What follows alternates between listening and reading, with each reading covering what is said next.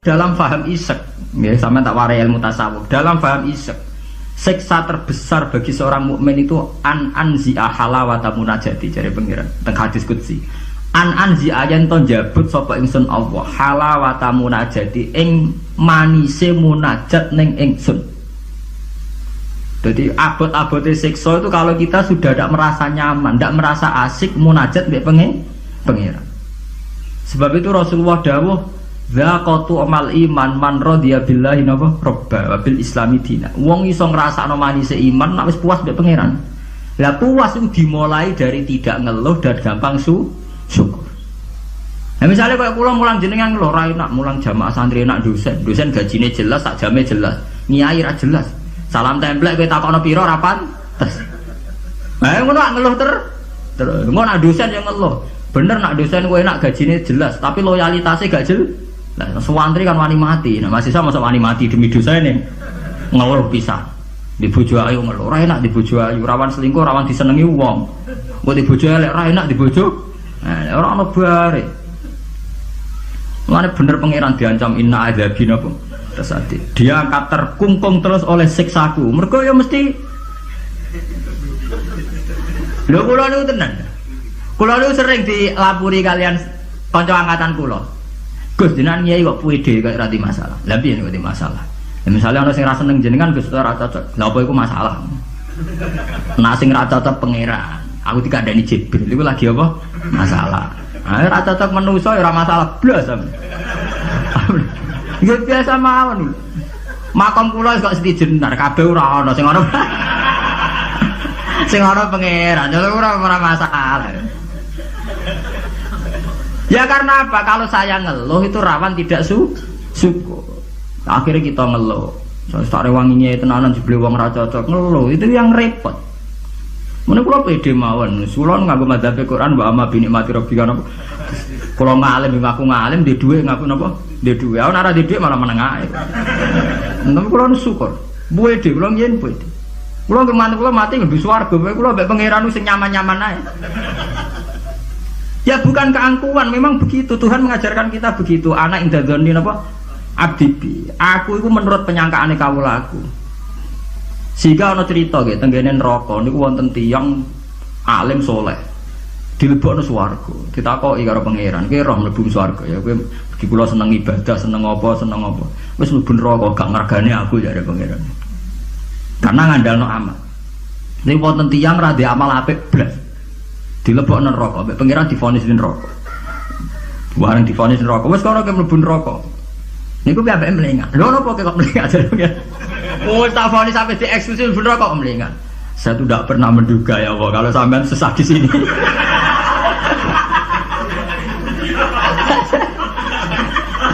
Wong mboten nate terbersit pikiran kula nak jenengan sesadis ini sejahat. Akhirnya pikiran dia wis swarga. Pikiran kula niku.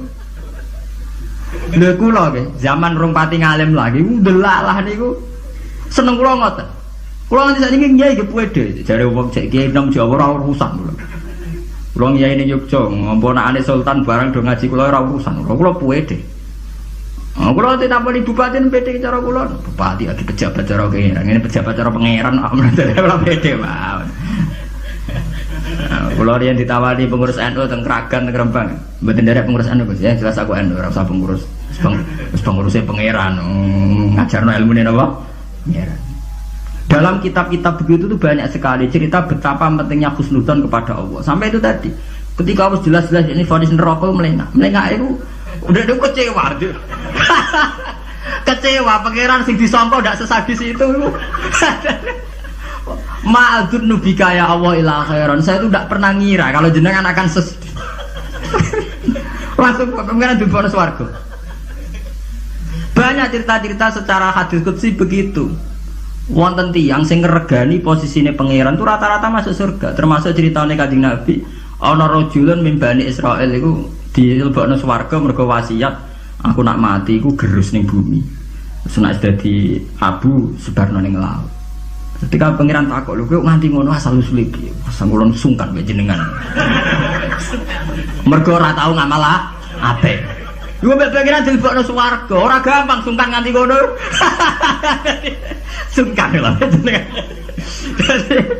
Wong nafsiri mari wakhofata iku wedi, pas iku sungkan lho jenengan niku. Mboten ate ngamal apik napa? Sungkan lho jenengan. Pengiran dilebokno swarga. Anak idagoni napa? Sampai Abdul bin Mas'ud itu ape mati niku ngomong do nangis muni, kowe ora usah nangis ya aku mesti mlebu swarga. Ketika ditanya kenapa sampean pede begitu, waqat qala rasul la yamutanna ahadukum illa wa huwa yusinu dzanna napa billah, jogeman kowe iku mati kecuali dalam keadaan husnudzan sampai pengen.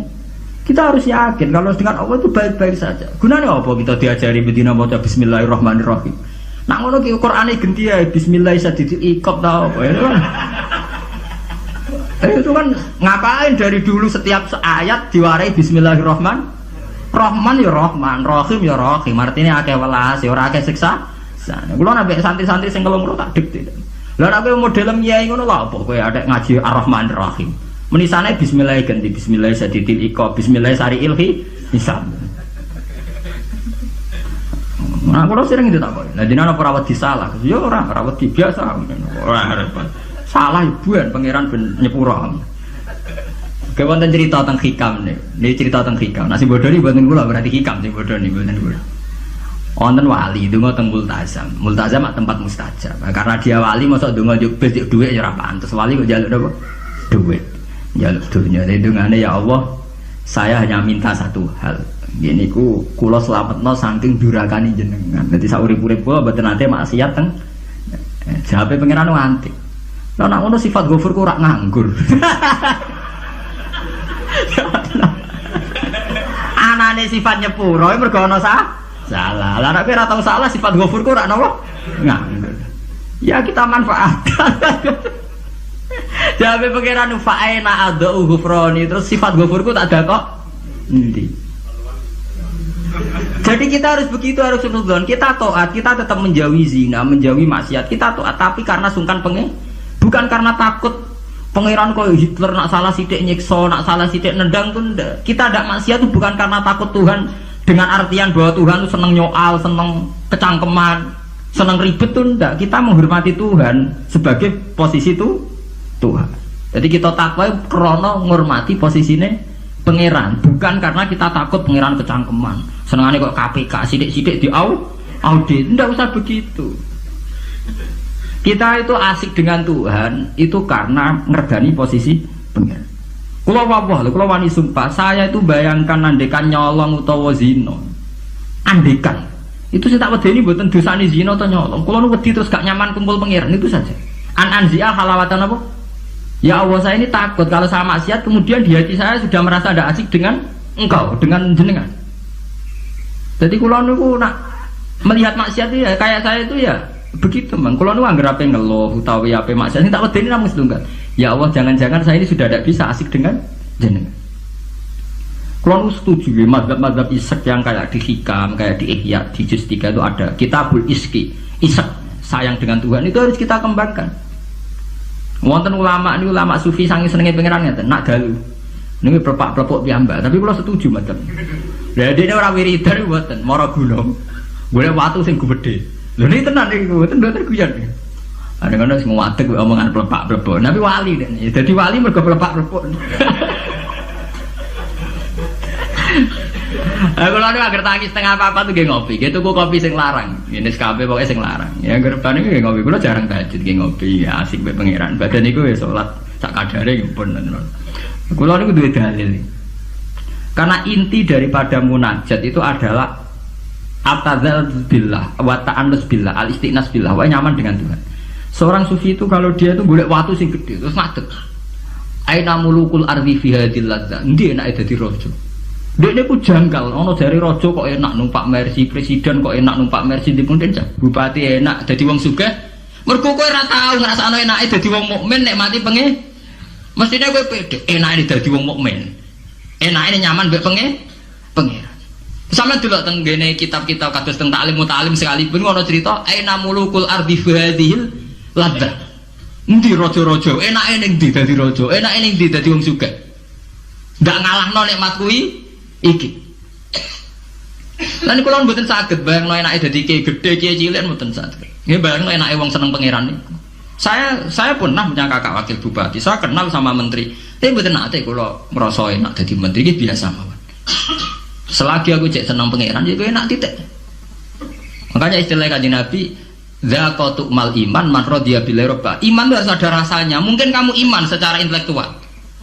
Kayak santri-santri ya iman kabeh secara intelektual, tapi murni kering. Yaiku iman nak pangeran iku ana. Mergo dalil al alam mutaghayyir wa kullu mutaghayyir hadis wal hadis lamud ga ayakuna min muhdis. Iku jenenge iman kering. Wae dene ana pangeran percaya mergo alam mutaghayyir. Nak mutaghayyir barang hadis. Nah hadis butuh Nabi tidak pernah mengajarkan begitu. Iman itu harus sampai dzaqatu mal iman, harus ada rasanya. Lah rasanya iman dimulai sampai nyaman mbek pangeran radhiya billahi napa robba.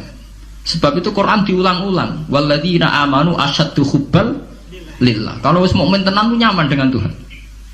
Sebab itu tengene surat Al-Bayyinah nggih ngoten, nyeritakno wong mukmin sing khairul bariyah.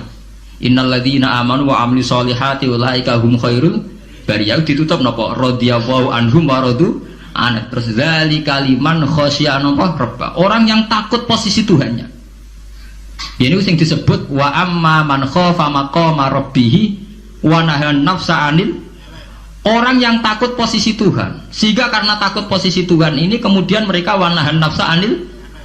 Jadi gampangane orang maksiat itu mergo sungkan pangeran. Orang mergo wedi neraka. Nah itu harus kita latih, ya, kita latih. Meskipun gak usah wiridan mau kayak ulama sing pelepak-pelepuk ning dhuwur watu. Nah, jare sarai ngeten, jare sarai. Kenapa kok milih watu? Jadi raja iku nasike mergo lungguh ning kursi dhuwur, liyane ning ngisor. Anak ngono ora iso ke munggah gunung gak liyane ning ngisor. Dadi ya dielmoni, disyariati rene. Jare sarai iku cerita. Kenapa milih dhuwur gunung? Mergo dadi raja iso mlepuk, kursine dhuwur iso didang titik. Lah ngono kowe ora iso munggah gunung terus didang titik. Lah tapi kok edan lah. Lah kowe tomak ambek keadaane raja edan. Kalau ukuran edan tidak rasional. Misalnya ngene. Lah tapi didang titik dhewean kok edan. Lah kowe tomak ning kenikmatane presiden, tomak ning kenikmatane wong sugih ku ya edan. Karena apa? Kamu ingin sesuatu yang tidak milik kamu, itu ya tidak rasional. Wong kowe ra ngombe es kok kepengin seger itu ya tidak rasional. Tidak rasional kan ya edan padha. Padha-padha edan sing nikmat to. Padha-padha edan. Makanya dari al-majrun fillah atau ning kitab saya itu berarti jadab. Dia sudah ketarik sama pangeran majdzubin. Karena sama-sama edan kan. Daripada kowe edan ngiler nek mati wong liya atau edan nek mati diri sendiri. Ya syukur-syukur ya enak ya ora usah edan. Ya, itu kan malah cara kula ndak usah kesana lah. Nggak usah sampai munggah gunung pelepak-pelepuk ngoten ora usah lah. Ya cukup misalnya sampai tangi jam 3 ngombe kopi ya nikmati. Ya kayak paham wong tasawuf kan ngoten. SBZ lah nak ngombe kopi. Iku sing dinikmati sak cingkir sing diombe. Senajan to karena dekne presiden tentu ning pawote mungkin berbagai kopi pirang mungkin kopi Brazil Sumatera tapi sing diombe SBZ sing saiki alhamdulillah ya mosok sak cingkir iku.